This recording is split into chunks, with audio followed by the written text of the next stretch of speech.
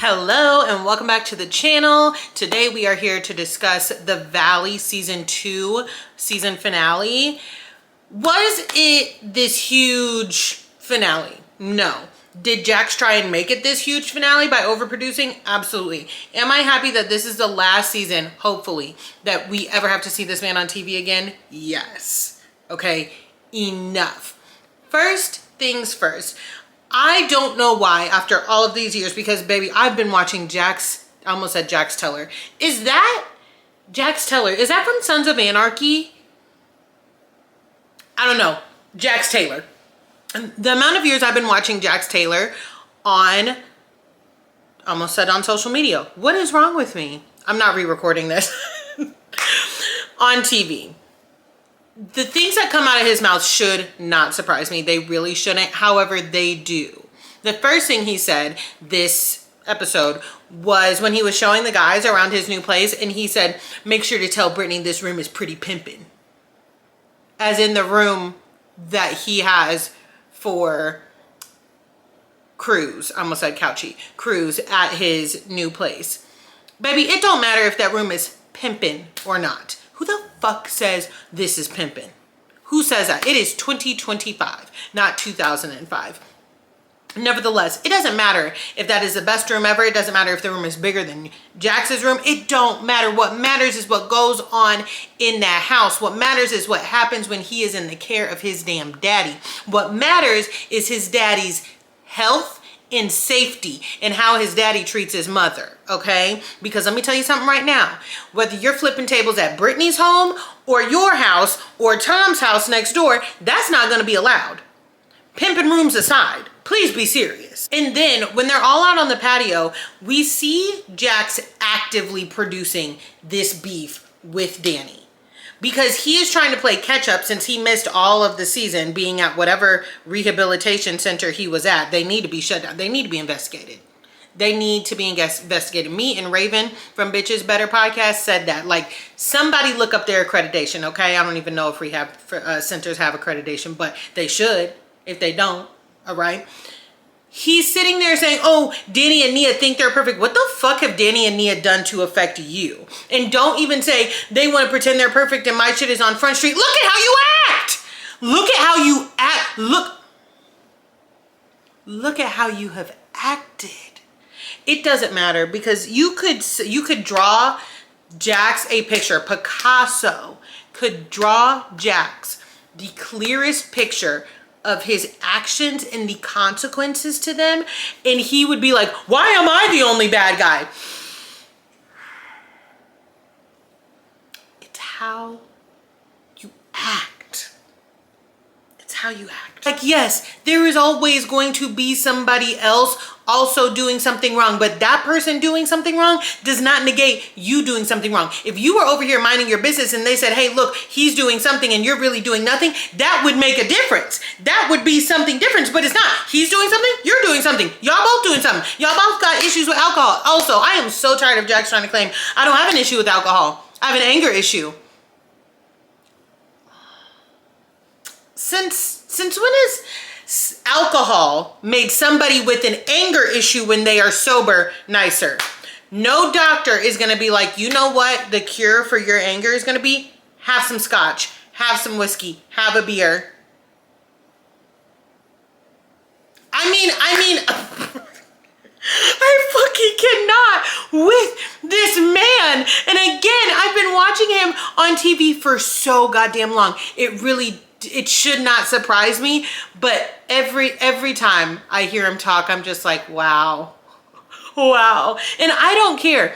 People can diagnose him with all the isms and anything they fucking want. He's just not a good person. I really feel like any person who has caused that much harm to somebody the way he has to Brittany would literally just be like, I'm not arguing anymore. It is so clear that I need to get my life right to be able to co-parent with you and be a good father. I have no more in me. He is trying to do, like, he is not yelling anymore, but he is still actively being awful. For God's sakes, he told that girl, I'm going to wait until the very last minute. I'm going to drag this divorce out. She said, why? He said, just because. He thinks because he did not scream and have that vein popping out of his neck and his eyes bulging that he is fine. But it's not. Some of the most sinister things are said in a calm tone. You ever heard people say, oh, when I speak calm, you need to be scared? Yeah. Okay. And then when Brittany at the end, we're jumping forward because we're just going to keep talking about the groups within them. When Brittany says you're a narcissist, Jax, and like you have issues, he's like, this conversation is going left. Going left? We're on our third left, fourth, maybe fifth. We've gone left. The left had been taken a while ago. And then the way he twists things, oh my God, y'all. The way he twists things is so scary because I thought he was straight up lying when he told the guys like, she's sending pictures of sending me pictures of flowers, and like she yells at me for how many minutes, and then she's sending me pictures of flowers, like look at this, look what I've done to the house, blah, blah, blah. I thought it was a straight up lie. And then my next tier was like, okay, Brittany is clearly struggling because I think no matter what, whether I would have married Jax or not, I think she really did love him and she really tried to make her marriage work, and I don't blame anybody for trying to make their marriage work, right? I also don't blame anybody for filing for divorce, okay? There's life on the other side. But to find out that she was sent him photos of flowers and the landscaping to be like, look, you said I couldn't do this and look at me now. Is that what I would have done? No, baby. I'm just going to do the landscaping. And when you drive by the house, because I am sure Jax is driving by that motherfucking house, or when somebody says, hey, the house looks fucking amazing, Brittany is doing a great job, you can feel that shit in your gut. However, it's not for me to say how Brittany should go about throwing things in Jax's face, right? Because and to be clear, her just being her and getting out of that relationship and being a great mom to Cruz is the best revenge ever. It really, really is. Am I the biggest fan of Kentucky Muffin? No, I'm really not. And I'll get to that, what kind of friend I think she seems to be in a little bit. But when it comes to her and Jax, I'm always for her getting her groove back, her getting that man the fuck up out of her face, her space, and everything in between, and being 100% okay without him. I'm fine with that. So if that means she needs to send him pictures of the landscaping and be like, fuck you, motherfucker, I can handle this, so be it. Now, on to Janet. Janet, baby girl, I have no fucking clue why in the year 2025, you are so offended by being called a fan. For the life of me, I can see that it triggers her when Kristen calls her a fan. At this point, lean into it, please, please, please. That would gag the girls even more. Like, as for somebody who was clearly a fan of reality TV, she's not very good at it. I would think she would maybe be, I was going to say a little bit more like Zach. However, let me say this. I feel like she is the way that she is in spite of Zach. She tries to do what she does because she thinks she comes off being the calm, cool, collected one. Janet's Karen, it exudes off of her as soon as she gets put in these pickles. And that's where she's going to flail each and every time. Like, was Stassi kind of a Karen?